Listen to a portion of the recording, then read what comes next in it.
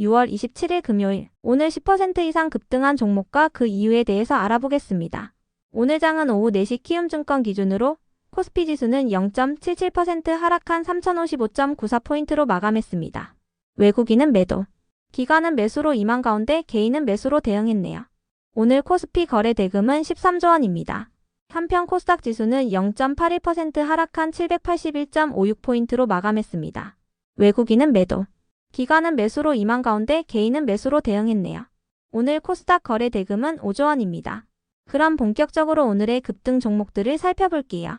오늘 10% 이상 급등한 종목은 총 25종목으로 코스피에서는 5종목, 코스닥에서는 20종목이 나왔습니다.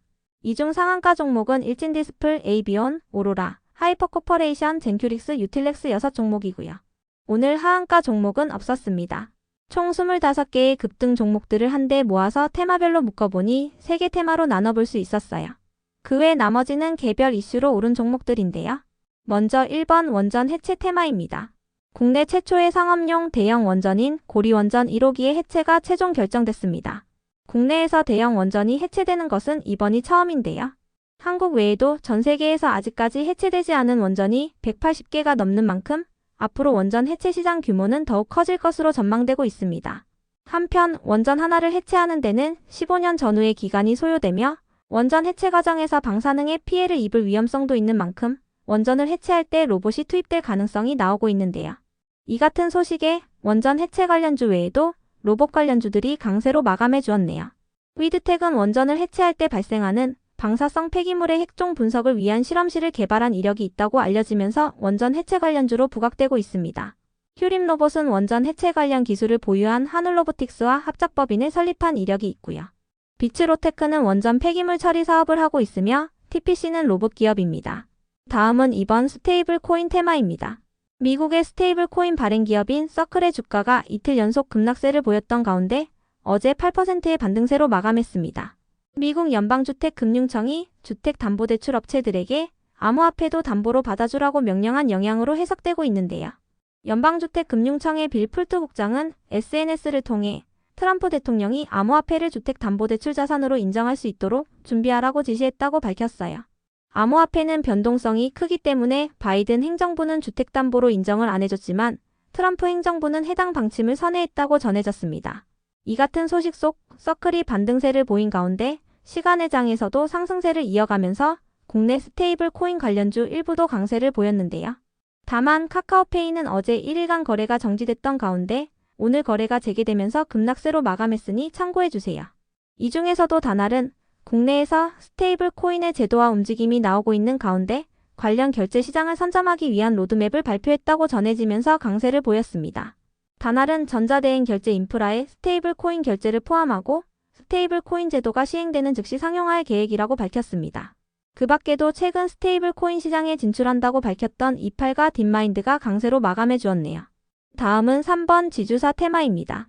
민주당이 7월 4일까지 주요 법안들을 처리하겠다고 밝혔습니다. 특히 상법 개정안과 노란봉투법 개정안, 그리고 양곡관리법을 우선 추진 법안으로 꼽았는데요. 이 같은 소식에 지주사들이 상법 개정의 수혜주로 부각되며 강세를 보였습니다. 다만 오늘 지주사들의 등락률은 엇갈리는 모습이 나왔으니 참고해주세요. 이 중에서도 코오롱은 자회사인 코오롱인더의 실적 개선 기대감과 함께 신소재 양상 기대감이 지속 호재로 작용되고 있는 것으로 파악됩니다. 최근 유안타증권은 2분기를 변곡점으로 코오롱인더가 실적 모멘텀을 되찾을 것이라 전망했는데요.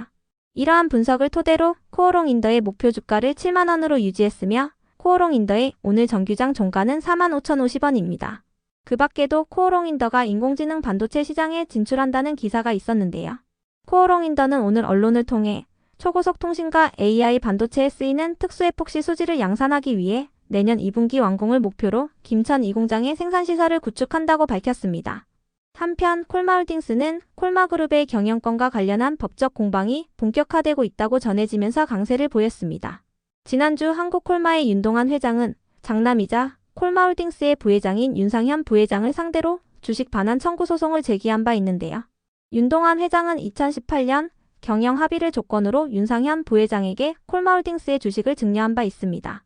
하지만 윤상훈 부회장이 일방적으로 승계구조를 변경하려고 시도하면서 이 같은 소송을 제기했다고 밝혔는데요. 해당 가처분 신청에 대한 신문은 7월 2일에 진행될 예정이며 콜마그룹의 지배구조를 흔들 수 있는 사안이라는 점에서 시장의 주목을 받고 있습니다. 그 외 나머지는 개별 이슈로 오른 종목들입니다. 먼저 ABO는 화요일날 단백질 표적 항체 물질에 대한 공동개발 및 라이선스 계약을 체결했다고 공시했는데요. 계약 상대방은 밝히지 않았지만 계약 금액은 총 13억 달러라고 밝혔어요. 해당 금액은 하나로 약 1조 8천억 원 규모입니다. 이 같은 소식에 ABO는 4일 연속 상한가로 마감해 주었네요. 이어서 오로라를 비롯한 저출산 관련주들이 상승했습니다.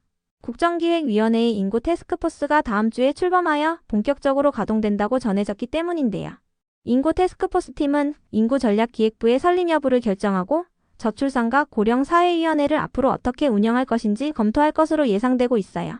정부가 인구 문제에 대응하기 위해 조직 개편을 논의하는 것은 이번 태스크포스가 처음이라고 전해졌는데요.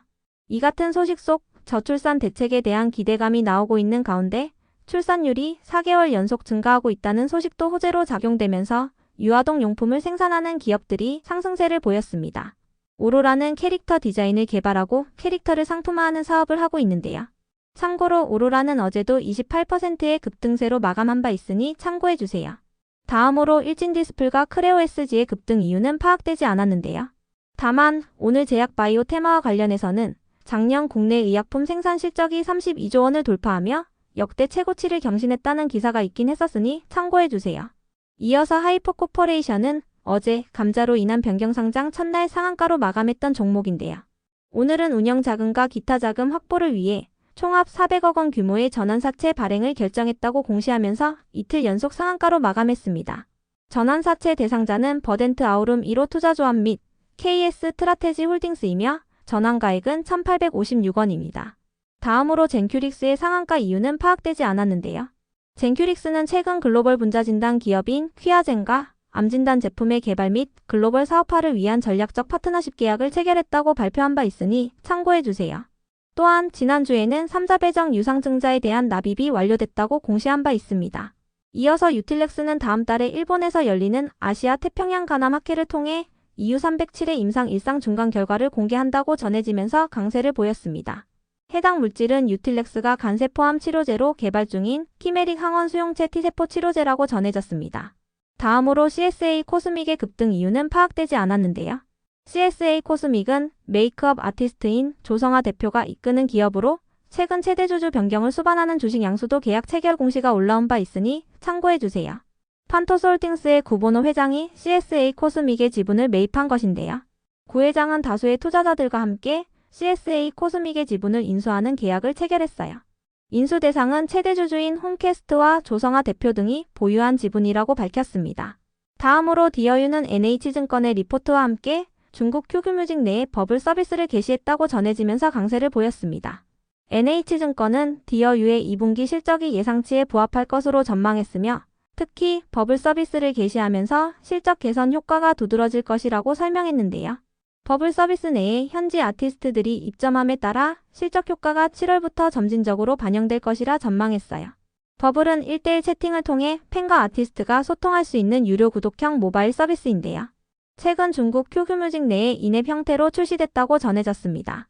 NH증권은 이러한 모멘텀을 토대로 디어유에 대한 목표 주가를 기존 55,000원에서 65,000원으로 상향했는데요.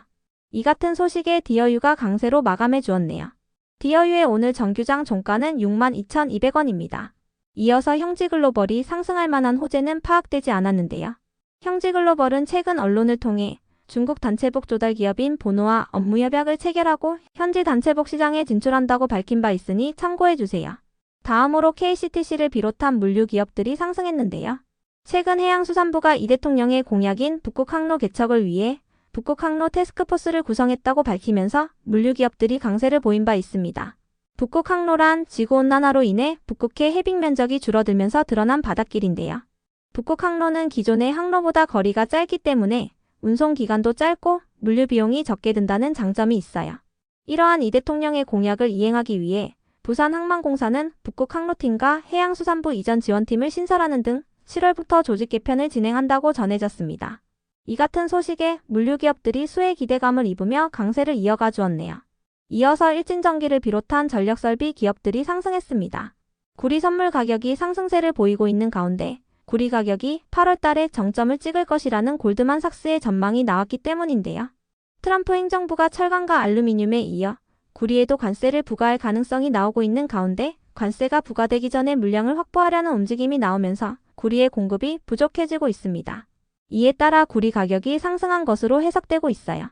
다만 골드만삭스는 트럼프 행정부가 실제로 9월부터 구리에 25%의 관세를 부과할 경우 12월부터 구리 가격이 떨어질 수 있다고 전망했습니다. 골드만삭스는 미국의 투자은행이니 참고해주세요. 다음으로 YM은 어제 장마감 후 50억 원 규모의 자사주 취득 신탁 계약을 체결했다고 공시하면서 오늘 강세로 마감했습니다. 주주가치 제고와 주식거래 활성화를 위해 현대차증권과 50억 원 규모의 자사주 취득 신탁 계약을 체결했다고 공시했습니다. 계약 기간은 7월 1일부터 내년 6월 30일까지이며 취득 예정 주식수는 218만 주입니다. YM은 회사 가치에 비해 낮은 시가총액과 적은 거래량으로 시장에서 소외돼 있는 것으로 보인다며 자사주 취득을 통해 거래가 활성화될 것으로 기대한다고 밝혔습니다. 이어서 YOM의 급등 이유는 파악되지 않았는데요. YOM은 최근 아이로보틱스로 사명을 변경한다고 공시한 바 있으며 경영권 분쟁 소송 판결에 대한 공시도 올라온 바 있으니 참고해주세요. 다음으로 메디포스트도 오늘 급등할 만한 호재는 파악되지 않았는데요. 최근 퇴행성 골관절염 치료제인 카티스템에 대한 북미 임상 3상을 본격화하고 있다는 기사가 있긴 했었으니 참고해주세요. 이어서 HVM은 NH증권의 리포트가 붙어주며 강세를 보인 것으로 파악됩니다. NH증권은 HVM의 우주 분야 수주 잔고는 1분기 말을 기준으로 102억 원이며 작년 4분기에 이어 올해 1분기에도 신규 수주 70억 원대를 유지했다고 밝혔습니다. 또한 내년 1분기에는 2차 증설분을 가동할 예정이라고 밝혔는데요. 다만 투자 의견이나 목표 주가는 밝히지 않았으니 참고해주세요. 그럼 오늘의 거래량과 거래대금 상위 종목들을 시장별로 살펴보고 마칠게요. 대체거래소 도입으로 인해 3시 30분까지의 데이터와 다소 차이가 있을 수 있습니다. 먼저 코스피 시장에서 거래량 상위를 기록한 종목을 살펴보겠습니다.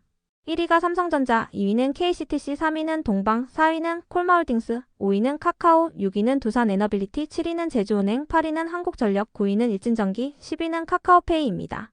이 중 10% 이상 상승한 종목은 KCTC, 콜마홀딩스, 일진전기입니다.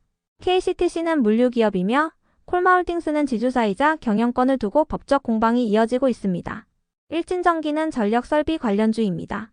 한편 코스닥 시장에서 거래량 상위를 기록한 종목은 1위가 효림로봇, 2위는 다날, 3위는 형제INC, 4위는 MBT, 5위는 로보로보, 6위는 우리기술, 7위는 엔투텍, 8위는 아미노로직스, 9위는 앞타머사이언스, 10위는 KPM테크입니다. 이 중 10% 이상 상승한 종목은 효림로봇, 다날입니다.